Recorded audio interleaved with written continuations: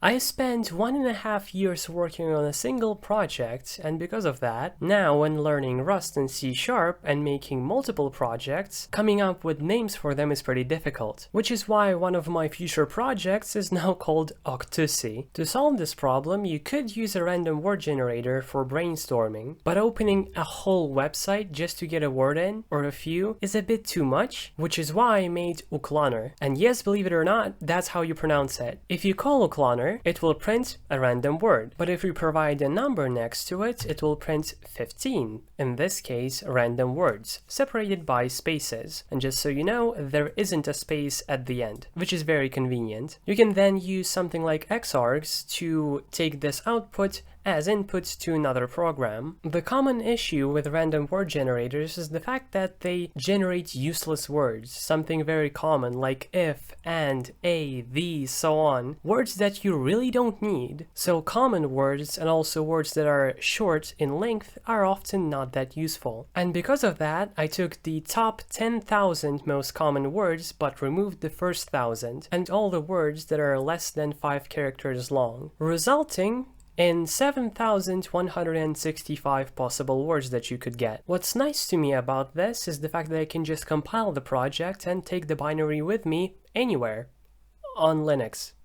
Because for Windows I would have to recompile for Windows. The binary doesn't even use any files, so once you compile it and get the binary that you need, you don't have to store the project, you can delete it, because everything that you need is contained in the binary itself. So let's get an overview of how this is written. First of all, we get the amount of random words that we want by calling getAmount, which gets the first argument that we provide, and if anything breaks, it just defaults to 1. But this is the actual magic of the project, something that I haven't seen in any other language. We can include this entire file as an array of bytes, which we then can use by separating the words by new lines. Now that we have the words to pick from, we pick potentially multiple words from the vector of strings that we just got, using the rand dependency, which is listed in the book. If you haven't read it, the Rust book mentions this dependency, which is the reason I know about it at all. And as the last step, we do a single print line, joining the vec with spaces.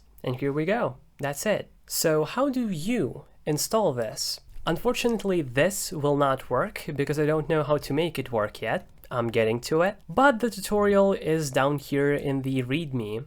So maybe when you are watching this video, it will work like you would expect it already. But right now, the idea of what you do is just clone the project, build it in release mode, and here you go. And if you enjoyed this video, press a like, type some comment, maybe have a question or suggestion.